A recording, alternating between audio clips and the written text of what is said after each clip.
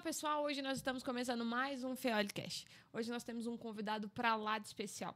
Pastor, teólogo, que tem vivido do ministério itinerante, tem pregado a palavra do Senhor com verdade, autoridade e ousadia.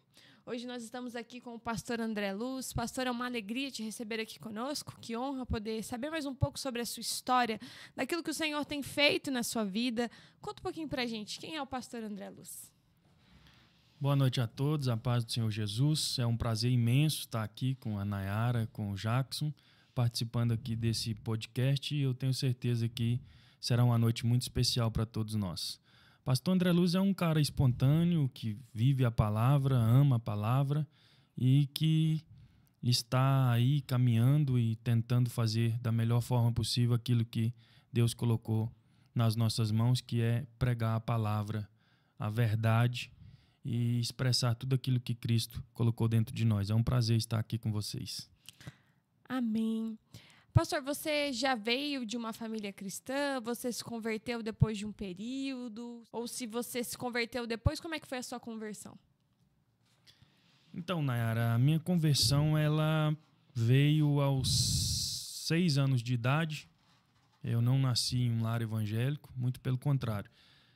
A minha família era um pouco complexa e o meu pai ele acabou morrendo nos meus braços. Eu tinha 7 anos de idade, mas o meu próprio pai, que era uma pessoa muito complexa, difícil, tinha problemas com vícios, álcool, e ele foi em um culto de um lar quando ele tinha os seus 42 anos de idade. Esse culto do lar foi transformado a vida dele. E através da vida dele, ele levou toda a sua família para conhecer a verdade que é Jesus Cristo. Então, depois dos meus 7 anos de idade, Deus recolheu ele e nós demos continuidade a isso. Mas não tenho nenhum pastor na minha família.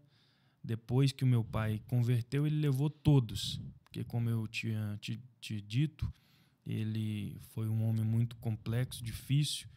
E ele era uma pessoa muito que ele brigava muito, era um temperamento muito forte, e diante disso parece que a família dele já tinha um pouco de medo, e ele saiu pregando e todo mundo aceitou. E aí depois disso nós estamos aí na presença de Deus já tem muitos anos. Fiquei um período fora da igreja, onde eu passei por coisas difíceis. Para você ter noção, eu tive 12 acidentes em um ano para me voltar para Cristo. É por aí. Nossa. É aquela coisa, né? Aquele ditado. Quem tem chamado não foge, o chamado te encontra, né? Não tem como. E depois que você perdeu o seu pai, como foi assim essa perca? Como é que foi? Você sofreu? Porque você era muito criança, né? 6 anos de idade, ainda não consegue discernir toda aquela situação, ainda mais que você perdeu os seus pais nos seus braços. E como é que foi depois, assim, para você ter um encontro com Deus? Porque a maioria das vezes, quando a gente tem uma perca relacionada paterna, muitas pessoas projetam isso em Deus, né? Acabam, não tem aquela referência e aí não sabe muito bem como se relacionar com Deus. Você teve essa dificuldade? Para você foi mais natural? Ou você falou, não, Deus é o meu pai, eu vou me jogar? Então, como eu te disse, com 7 anos a gente ainda é uma criança, né? Nós não temos essa convicção do que é e o que não é, mas eu tive uma mãe que ela foi pai e mãe. Então ela ficou viúva ali no ano de 94, ela tinha, acredito que 36 anos, ainda uma jovem, né? Sim. E ela decidiu dedicar a sua própria vida aos filhos e primeiramente a Deus. E aí ela nos empurrou a irmos para a igreja até quando ela pôde, né? Mas todos nós um dia passamos por um período de adolescência e esse período é complexo, entra no período da juventude, é pior ainda, né? A gente às vezes quer conhecer as coisas do mundo e etc. Mas eu fiquei até os 14 anos na igreja. Depois dos 14 anos eu tive um período fora da igreja, que foi esse período que nós passamos por muitas dificuldades, juntamente com a minha mãe, que sempre esteve ali ao meu lado, né? Mas como eu te disse, Eu tive vários acidentes, fiquei internado 12 meses em um ano. Nossa. Onde os médicos me deram o diagnóstico de morte, que não tinha mais alternativa, mas tinha ali uma mulher guerreira que sempre orava e, graças a Deus, nós voltamos de uma forma dolorosa, mas voltamos. E estamos aí caminhando com Cristo. Graças a Deus deu tudo certo, né? Nós conseguimos vencer essa batalha, mas como eu havia dito, com 7 anos de idade, quando meu pai ele deu o último suspiro de vida, foi nos meus braços. Então, existem alguns traumas que ficaram, né, devido a isso e acarretaram muitas coisas que a gente passa até no dia de hoje.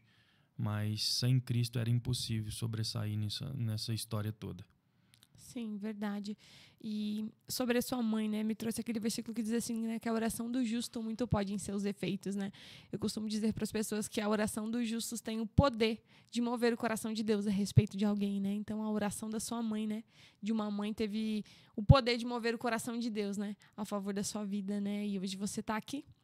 E você não é de Curitiba, né? Você veio para Curitiba, né? De onde era a sua cidade? Por que você veio para Curitiba? Com qual idade você veio para Curitiba? Então, eu sou de Minas, sou mineiro, e nós viemos para Curitiba em 2020. Foi no auge da pandemia. Sim. Chegamos aqui na casa de um pastor amigo, que eu já vinha há muitos anos pregar.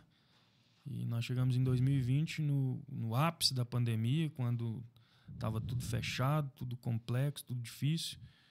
Na realidade, eu estava aqui pregando em janeiro de 2020. Eu vim para pregar, atender algumas agendas. E nesse período fechou a minha cidade. Foi naquela época que começou a fechar, ninguém entra, ninguém sai. E dificultou tudo. Eu prolonguei a minha viagem, fiquei por 30 dias aqui. E, na realidade, eu ia voltar para poder montar uma loja. E um pastor amigo meu, ele falou para não voltar, que era já para me ficar aqui de vez, porque senão ia ter uma perca. Aí eu resolvi voltar, voltei, tive uma perca de muito dinheiro. Depois nós retornamos para Curitiba em 2020, eu acredito que foi em fevereiro ou março. Foi bem rápido isso tudo. E estamos aqui desde 2020, para a glória de Deus, nessa cidade abençoada. Amém, verdade. De que eu gosto muito. Amém. E você hoje vive do ministério itinerante, né? E você teve alguma dificuldade durante esse processo para exercer o ministério itinerante? Quais foram os seus desafios? Como é que foi? Sim. Já faz alguns anos, né, que a gente está nessa luta diária aí, exercendo o ministério itinerante. Existe sim, né? Ser um itinerante hoje não é... Na realidade, eu vou ser sincero para você, eu nem gosto de usar esse termo, né? De itinerante e tal, porque infelizmente hoje o povo enxerga isso com os outros olhos, né? Mas existem inúmeros desafios, já enfrentei vários, já enfrentei diversos intempéries aí nesse período, viajando, muitas experiências, muitos desafios. Já fiquei com o carro quebrado em rodovia, já fiquei sem dinheiro em cidades distintas, diferentes, longe da família. Já passei por inúmeros problemas muito sérios, mas quem tem o amor na sua chamada e gosta de pregar o evangelho, essas coisas elas são passageiras. Eu tenho certeza que é apenas Deus nos testando para poder nos dar alguma coisa melhor e enfim. Mas já passei por muitas coisas sim. E não é fácil hoje exercer esse chamado, esse ministério. É complexo, não é fácil. Mas se você tem chamado, persista. Eu tenho certeza que Deus ele garante a nossa vitória e a de quem Ele chama, sim. Amém, é verdade. E você já teve na nossa igreja, né, ministrando, né? Um grande amigo do nosso pastor. E recentemente você contou uma experiência que você teve quando estava viajando em outra cidade, que você foi numa cidade em plena pandemia também, e estava um caos, e você disse: Senhor, o que eu estou fazendo aqui? né? E o Senhor usou um menino para dizer o que você estava fazendo lá, né? Eu achei isso fantástico. Aquilo ficou marcado porque eu acho que mais do que pregar o evangelho é necessário viver o evangelho, né? E além dessa experiência que você teve com o Senhor, né? Qual assim você hoje encara assim que foi a sua maior experiência vivendo, pregando a palavra do Senhor assim? Nayara, eu já tive várias experiências, muitas experiências que marcou meu ministério. E hoje, assim, eu sou um pregador que gosto de expressar a Bíblia Sagrada. Eu gosto de pregar a Bíblia, porque hoje, infelizmente, nós estamos vivendo um caos. E muitas áreas dentro desse âmbito que nós estamos falando aqui. Mas eu acho que a minha maior experiência, assim, como pregador, como um orador, como uma pessoa que está envolvido nesse meio espiritual, eu acho que a minha maior experiência ela foi há uns 7 anos atrás. Foi quando nós perdemos a minha sogra. Minha sogra teve uma morte prematura. Ela, com 47 anos de idade, ela teve um pancreatite agudo e ela ficou 10 dias no hospital. E 50 dias antes eu entrei num quarto que eu tinha em Minas, chamava o quarto de guerra, onde eu entrava para me orar. E eu tinha uma poltrona, essa poltrona ela já estava toda molhada de tantas lágrimas que eu já tinha derramado ali. E eu entrei para me poder orar, eu tinha um horário específico que eu orava, que era por volta da meia-noite. Porque Deus ele opera em qualquer horário, mas esse horário é um horário específico onde que Deus ele realiza grandes milagres. E eu tive uma experiência muito assim forte, porque eu entrei para orar nesse quarto e eu orei uns 25 minutos.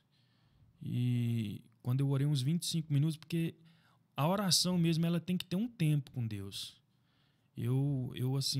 Quando eu tiro um tempo dedicado para me orar mesmo, pelo menos 40 minutos eu tiro só para me glorificar a Deus, para começar a melhorar.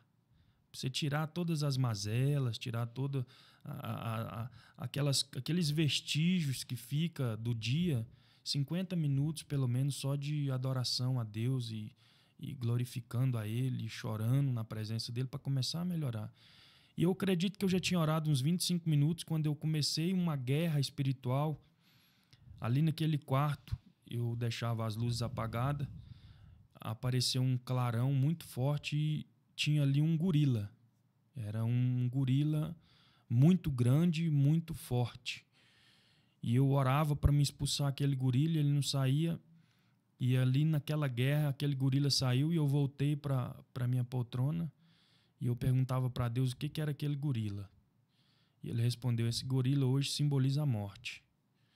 E eu vou retirar um de dentro da sua família. Nossa.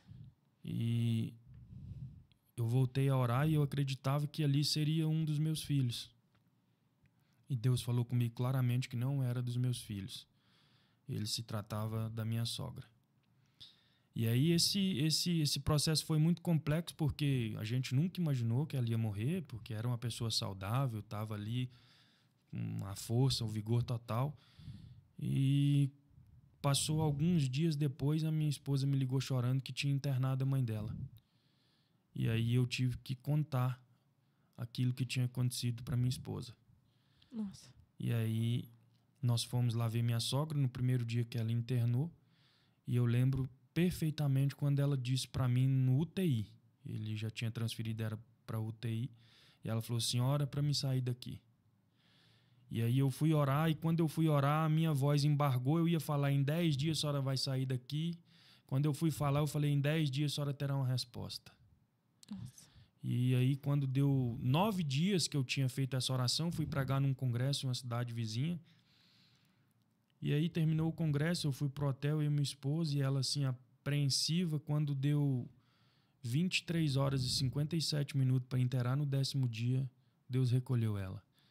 Então isso ficou muito marcado nas nossas vidas, né? Porque é algo que ninguém quer, né? É Sim. algo que ninguém, na realidade, nem quer saber, né?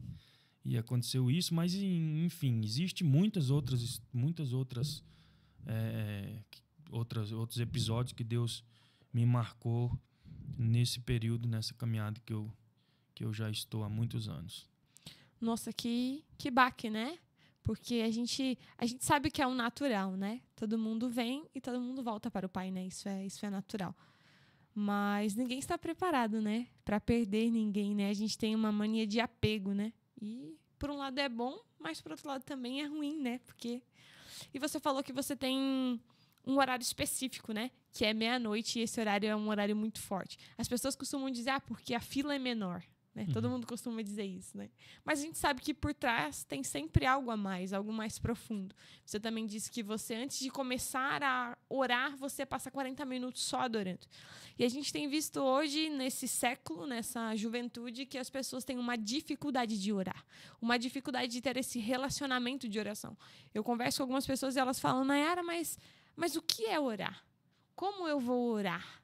O que você poderia deixar para as pessoas hoje, dando uma instrução para elas, uma lição de como você chegou nesse nível de, eu vou usar a palavra intimidade, nesse nível de intimidade, de poder parar e de falar, não, para mim orar vai ser assim. Como foi isso para você? Então, como eu te falei, existe muitas experiências que eu tenho dentro desses horários. Se nós for aqui nós vamos falar de muitas, mas a oração é a base de um cristão, né? Eu acredito que ninguém vence batalhas sem oração. Então, isso é algo que teria que ser natural mesmo. Mas hoje, infelizmente, devido à correria do dia a dia, né? Hoje o mundo ele já nos empurra para essa correria. Então, devido a isso, tem muita gente que não ora, né? Tem crente mesmo que não ora, infelizmente. Então, eu acredito que todo mundo tem que tirar um horário específico para orar. Eu acredito que o dízimo do seu dia ele tem que ser tirado em oração. Então, o que é o dízimo? Então, você vai tirar ali, você vai pegar o horário do dia e vai tirar o seu dízimo em horário para orar. Pastor, mas eu não consigo fazer isso. Então, divide esse período durante o dia, intercala esses horários. Mas a oração, ela já fez coisas extraordinárias na minha vida. Eu lembro também que no período da pandemia, e era por volta também desse horário de meia-noite, eu fui pregar numa cidade de Minas. E eu lembro que foi num período que estava faltando até gasolina nos postos de gasolina. Não tinha gasolina. Quando tinha, era uma fila gigantesca e tinha que agendar para poder abastecer. E eu tinha um evento que eu pregaria em uma cidade mais ou menos uns 300 quilômetros da minha casa. E eu tinha o combustível específico para me ir. E eu nunca faltei em um compromisso meu. Eu posso dizer isso sem sombra de dúvidas, nunca faltei em um compromisso. E eu falei com Deus, falei assim, eu tenho o combustível para mim e eu vou. A minha volta o Senhor vai dar um jeito de preparar. E aí fomos, eu e um amigo, que sempre andava comigo, preguei nesse congresso. Quando terminou, o pastor perguntou se eu ia ficar, que já tinha preparado o hotel. Eu falei que não podia. E ele perguntou se eu tinha combustível para voltar, e eu não tinha também. Falei, Deus vai preparar. E aí eu lembro que nós saímos, era por volta de 11 horas dessa cidade, eu andei 1 hora e o carro acabou a gasolina em um lugar bem deserto. Nossa. E eu lembro perfeitamente. Eu parei o carro, liguei o pisca-alerta, sentei no capô e fiz uma oração. Falei, Deus, eu não vou parar ninguém. O Senhor vai trazer para mim um recurso para eu poder voltar para minha casa. Quando eu falei isso, Nayara, eu vi que envia um farol muito forte e o farol estava bem rápido e ele começou a diminuir. Quando esse farol começou a diminuir, a pessoa parou, desceu o carro e perguntou o que eu estava fazendo ali. Eu falei, eu estou esperando aqui alguém para trazer um socorro para mim. Ele foi e falou para mim assim, eu não ia parar. Só porque desde que eu vi esse pisca-alerta ligado, eu vejo uma mão gigantesca no meio da rodovia pedindo para mim parar. Nossa. E o que você está precisando? Ele perguntou para mim, eu falei, eu estou sem combustível. Ele falou assim, ó, eu estou a caminho de um hospital, fazer um tratamento, eu faço um tratamento de câncer, e eu tenho ali 100 litros de combustível que eu estou trazendo no porta-malas do meu carro. Eu vou trazer 50 e vou colocar no seu carro agora. Nossa. E aí, quando ele falou isso, veio uma voz e falou assim, fala para ele que esse tratamento dele vai findar hoje, porque eu vou curar ele. E aí nós fizemos uma oração no meio daquela rodovia, e a partir daquela oração ali, o tratamento dele findou, ele foi curado, para a glória do nome de Jesus. Uau. Então, existem várias outras experiências que eu tive nesse horário, experiências assim que me sustenta até no dia de hoje. Então, a oração é a base de tudo. Amém. Né? A bênção, ela sempre vem de cima para baixo, né? Então, quando você vai abençoar alguém, é impossível você não ser abençoado também, né? Então, aquele homem parou para abençoar você, mas antes dele abençoar você, a bênção já estava escorrendo por ele, né? Até chegar a você. E assim ele alcançou a cura, né?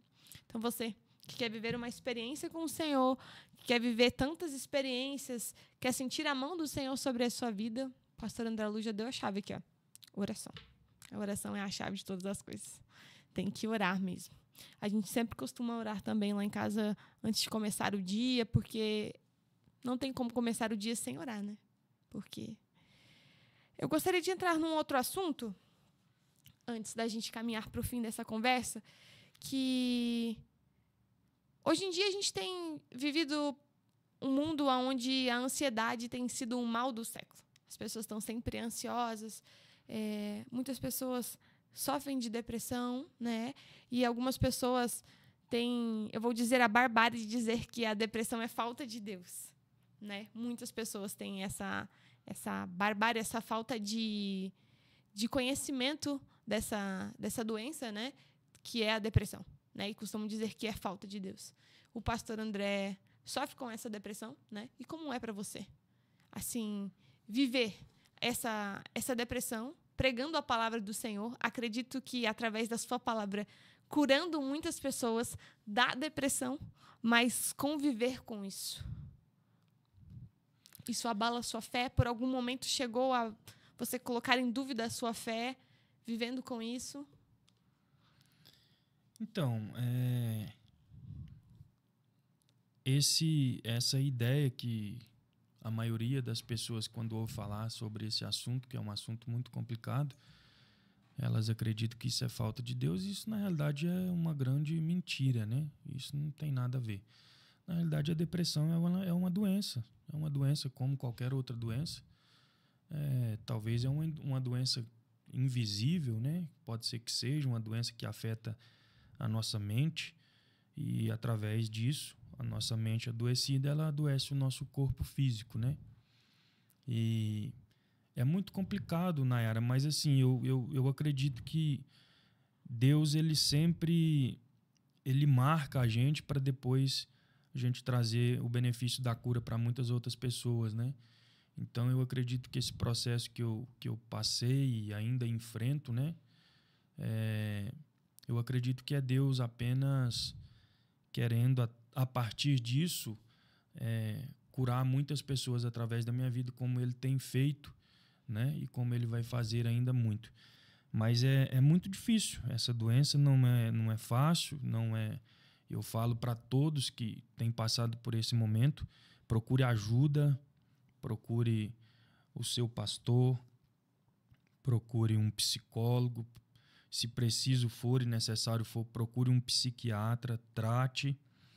E assim, sempre junto com a oração. Porque esse tratamento ele não pode ser eficaz se não tiver uma base sólida de oração. Então eu tenho passado por muitos processos doloridos, e eu sofro muitas vezes calado, mas o que me mantém de pé é a oração. O que me mantém ainda bem é através da oração. E isso hoje nós estamos vivendo algo comum, né? Porque é o mal do século. A depressão é o mal do século hoje. Existem 3 doenças hoje que são as doenças que atingem um número maior de pessoas, que é a ansiedade, o estresse e a depressão. Então, são 3 coisas que, infelizmente, têm tirado vidas, ceifado vidas, jovens. Hoje mesmo eu estava escutando uma moça que eu estava conversando na rua, ela falando que a filha dela, com 20 anos, está passando por isso. E o que é depressão? Depressão é um aumento de coisas que se passaram, né? Decorrente de coisas que se passaram. Ou seja, o passado da gente, talvez ele traz coisas que a gente entristece e etc. O estresse é o do diário, né? É o dia a dia. E a ansiedade é excesso de futuro. Só porque para isso nós temos um Deus que ele é o Deus de ontem, de hoje e de amanhã. Então ele pode trazer cura, sim, ele pode trazer um alívio, sim, e eu tenho certeza que através da oração ele vai trazer. Mas eu deixo aqui para todos que passarem por isso, que estão passando por isso, procurem ajuda o quanto antes do seu pastor, de um profissional dessa área, para poder trazer aí uma cura, uma solução rápida, porque é muito complexo passar por isso. Sim, é verdade. A depressão, ela é excesso de passado, né? Há alguns anos atrás eu sofri de depressão também e síndrome do pânico. Fui diagnosticada no síndrome do pânico em grau 3. E eu já tinha pensado em cometer suicídios algumas vezes. As pessoas falam, nossa, mas você estava sorrindo sempre, estava sempre brincando. Não parecia, porque a depressão ela não parece. Ela só está aqui, né? Ela está aqui. Às vezes a pessoa que você está olhando não aparenta ter depressão, porque a depressão não tem cara, né? Ela é silenciosa. E eu me lembro que eu não conhecia Jesus nessa época que eu tinha depressão. E eu perdi algumas pessoas da minha família muito cedo, de uma maneira muito trágica. E eu era muito nova quando eu perdi 2 irmãos, né? E depois, 5 anos depois, eu perdi mais uma.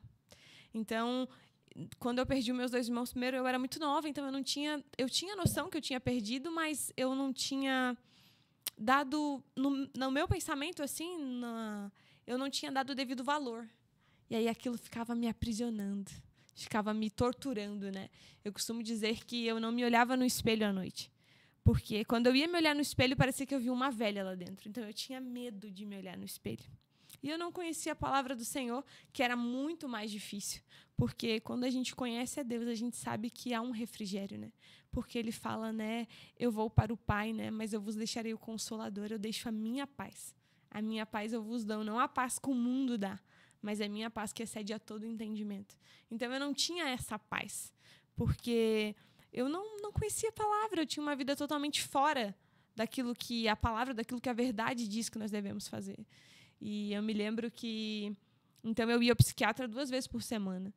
E ela falava, mas você não pode pensar assim, né? Olha, você é nova. As pessoas costumam dizer, mas você é novo, né? E era um excesso de culpa, de passado me torturando. E até um dia que eu encontrei o Senhor. E eu fui alcançada, eu recebi a cura da depressão. Mas quando a gente é curada, a gente tem que também entender que a depressão, se você não cuidar, ela pode voltar. Então, é uma constante batalha, né? É uma constante batalha. E, para mim, passando por essa depressão, eu falava para Deus, por que você me odeia? Por que você não gosta de mim? Porque quando a pessoa não conhece a Deus, ela tende a jogar a culpa dos seus problemas em Deus. Mas você, conhecendo a palavra, você, em algum momento, chegou a questionar a sua fé? Chegou a questionar, assim, seja no início, quando você recebeu o diagnóstico da depressão, você chegou a questionar a Deus? Então, com certeza eu acredito que todo ser humano, ele questiona, assim, né? Isso aí é um fato, mas não adianta a gente querer culpar a Deus, sendo que tudo que nós fazemos tem uma consequência, né, Nayara? Então, hoje, infelizmente, Deus, ele nos ajuda com a sua misericórdia a passar por esses períodos, mas o pecado ele é perdoado, mas a consequência do pecado, infelizmente, todos vão ter que um dia passar por ela. Então, eu acredito que, diante de várias coisas, inúmeras coisas que aconteceram, né, até nos nossos antepassados, e talvez a gente está pagando a conta de pessoas que a gente nem conheceu, né, familiares. Eu acredito que todos, sim, já questionou. Eu já questionei Deus também, né? A gente sai, viaja, prega e pessoas são curadas. Depois você chega na sua casa, você está vivendo tudo aquilo. Aí você ora, você desabafa com Deus. O que está acontecendo, Deus? Eu sou usado para muitas pessoas serem transformadas e eu estou aqui nesse calabouço, estou aqui nesse buraco, estou aqui com essa cabeça que você não consegue gerir esse tanto de informação. Então, eu já passei noites em claro, pensando e repensando e fazendo isso. Mas a misericórdia de Deus ela é maravilhosa, que eu digo que Deus ele não tem um segundo plano, ele tem sempre o primeiro plano, né? E o plano dele é perfeito. Então a gente vai passando por isso através dele, por ele, para ele. Sim, eu faço essa pergunta porque talvez alguém esteja nos assistindo e esteja se questionando ou culpando ao Senhor ou questionando a sua fé, né? Então, temos aqui hoje o pastor André Luz para nos falar com propriedade, porque é fácil você falar de um assunto tendo um conhecimento raso, mas quando você passa por isso, você tem uma autoridade para falar sobre isso, né? Você tem experiência, você tem vivência para falar sobre isso, né? Então, talvez você esteja questionando ao Senhor e, como disse o pastor André Luz, né? Deus não tem um segundo plano. Ele tem sempre o primeiro e a vontade dele é sempre boa, perfeita e agradável, né? E a chave para esses questionamentos é a oração. Então, eu quero encorajar você a orar ao Senhor, buscar mais ao Senhor, né? E tudo bem ter medo, né? Tudo bem passar por essas situações. Isso é muito importante, pastor, porque recentemente eu estava vendo um vídeo e vendo um testemunho de um pastor, ele disse que havia um pastor que sofria de depressão e ele cometeu suicídio. Não contou nada para ninguém, somente calou. E aí não suportou essa situação e acabou cometendo o suicídio, né? E a Bíblia fala muito claro sobre isso, né? Sobre o perigo do suicídio, né? De você tirar a sua própria vida, de você ceifar a sua vida. E esse assunto, por mais que seja um assunto complicado, delicado de se falar, é um assunto interessante para furar a bolha, né? Porque muitas pessoas não querem pedir ajuda. Ah, mas eu sou crente. Não. As pessoas vão me julgar, né? Isso é muito importante porque não é falta de Deus, né? É um excesso de passado a qual o Senhor tem um tempo para cura, né? Como eu tenho certeza que o Senhor vai derramar a cura dele sobre a sua vida, como derramou sobre a minha vida, como vai derramar sobre a sua vida, sobre a vida de alguém que você conhece. Isso é muito importante falar. E como que você hoje pregando a palavra do Senhor, né?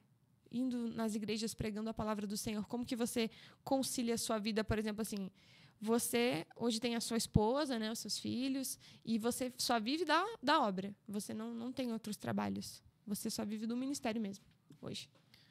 Então, a gente aprendeu a conciliar isso aí muito bem. Graças a Deus, os meus filhos, eles nasceram. Eu falo que o meu mais velho, Juan, né, o primogênito, a Samira teve as contrações, nós estávamos em viagem. E eles me acompanham sempre quando podem, eu quero viajar com eles, eu quero estar junto, mas nem sempre é possível, né? Mas hoje eu faço um trabalho que eu não gosto de ficar por mais de 10 dias fora da minha casa durante o período do mês. Eu não faço isso porque o meu primeiro ministério é a minha família. Amém. Então, existem itinerantes aí, pregadores nesse Brasil todos que têm coragem de ficar 30 dias longe da sua família. Então, eu acredito que isso aí não é a vontade de Deus de nenhuma forma. O primeiro ministério é a nossa casa, é a nossa família, é ensinar os nossos filhos o caminho certo, o caminho da palavra de Deus, gerir isso muito bem para que no futuro a gente não possa colher consequências terríveis, né? E eu, graças a Deus, eu aprendi a dominar esse tempo aí. Hoje em dia é muito complicado, né? Porque os jovens, a gente tem vivido uma situação onde os jovens eles estão longe de Deus, né? O mundo, ele abraçou os jovens de uma maneira que a igreja tem tido uma dificuldade de tirar os jovens dessa garra, né, do mundo. E isso é muito importante, né? Você prezar pela sua família, né? Não ficar mais do que 10 dias longe dos seus filhos, né? Porque a Bíblia diz, né? Ensina o seu filho no caminho que deve andar, porque mesmo que esteja na velhice, não se desviará dele, né? Então, do que vale você pregar para as outras pessoas, você ajudar filhos de outras pessoas, se você não vai ajudar os seus, né? Isso é muito importante. Eu amo muito a palavra do Senhor, eu adoro pregar a palavra do Senhor. Não tenho ministério itinerante, né? Mas eu sempre falo para as minhas filhas, né? Para minha filha Lara, principalmente, que já tem 9 anos, a importância de amar a Deus. Porque hoje em dia, nas escolas, eu vejo... Ela vai para a escola e as colegas dela hoje sensualizando, vivendo uma outra vida a qual não é o que a gente sabe que é o caminho da verdade. E ela fala, mãe, mas os pais acham natural, né? E os pais acham natural. Que conselho você daria hoje para os pais dos jovens, né? Você que prega a palavra, que preza ensinar a palavra para os seus filhos, né? Sim. Que conselho você daria? Então, eu acredito que por mais que os pais eles ensinem os filhos as coisas certas, a primeira coisa é os pais fazerem as coisas certas. Então, um filho não aprende o que o pai fala, ele aprende o que o pai faz. Então, eu até gosto muito de ler, e tem um grande pregador que ele abençoou de forma maravilhosa o mundo com a sua palavra. Ele diz que pregue sempre com a boca fechada. Se não funcionar, abra ela. Então, ou seja, o testemunho ele tem o poder de mudar mais do que as suas próprias palavras. Então, acredito que um bom testemunho do pai para com o filho, isso aí pode sim acarretar em um grande homem, uma grande mulher, através disso. Porque nem não é por muito falar, né? Então, acredito que os pais devem estar lado a lado dos seus filhos, serem amigos dos seus próprios filhos e estar ali junto, caminhando sempre com Deus, orando sempre. Eu digo que o primeiro culto da gente é o culto doméstico. A gente tem que estar ali orando com os nossos filhos. Eu tenho o Theo hoje. O Theo é o meu caçula, com 9 anos de idade. Ele nunca ele dorme sem ir lá me chamar para a gente orar. Então, a base de tudo é isso aí. Nós já falamos aqui, é oração e um bom testemunho para os seus filhos. Isso aí já é primordial. Tendo isso aí, eu tenho certeza que é sucesso, sem dúvida alguma. Amém. Você falando sobre leitura, você é escritor, né, pastor? Você escreveu um livro, né? Sim. E do que fala o seu livro, né? Então, o tema do meu livro é Leia Atos para mudar os seus atos. Então, ali a gente fala um pouco da introdução, eu falo sobre a minha história com Deus, e a gente fala sobre a igreja, né? A igreja ela tem o potencial hoje para transformar vidas.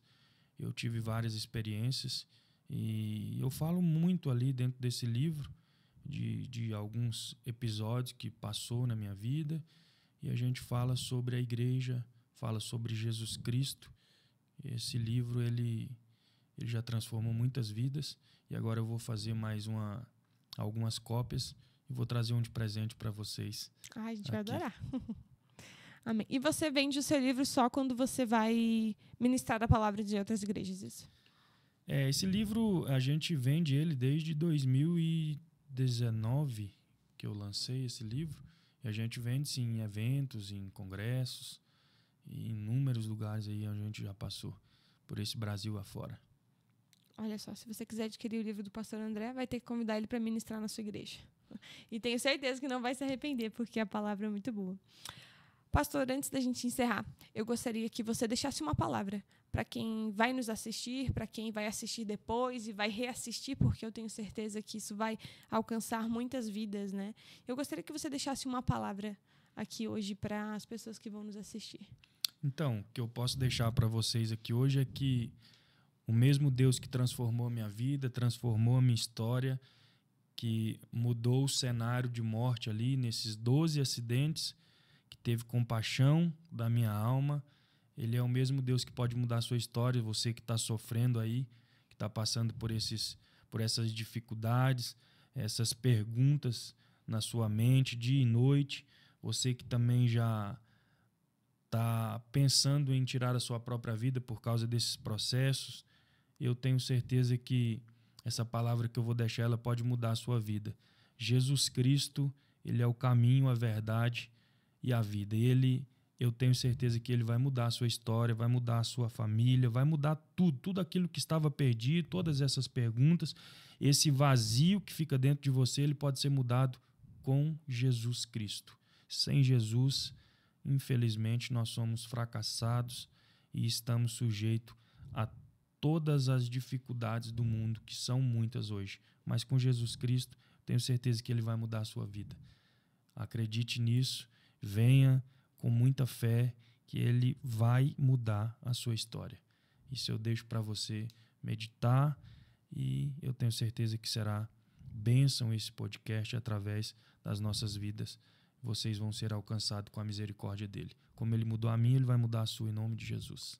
Amém. Pastor, se alguém quiser te achar no Instagram, como é que vai te achar lá no Instagram? Se quiser me achar no Instagram, você vai procurar lá PR André Luz, oficial com 2L. Você já vai ver lá essa foto aqui. E eu tenho certeza que Deus vai mudar muitas coisas na sua vida através da minha vida. Me procure lá, eu tenho certeza que vai ser bênção. Amém. Pastor, eu quero te agradecer por ter tirado esse tempinho para estar aqui conosco, contando um pouquinho da sua história, um pouquinho dos seus desafios, das suas superações. Que o Senhor possa abençoar a sua vida por onde quer que você passe. Eu faço votos de paz e prosperidade sobre a sua vida.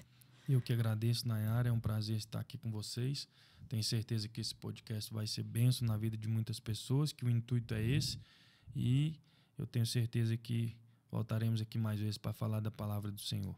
Eu quero deixar aqui a minha gratidão por tudo e pela vida de vocês. Que Deus abençoe a sua casa e a sua família. Esses também são os meus votos. Amém.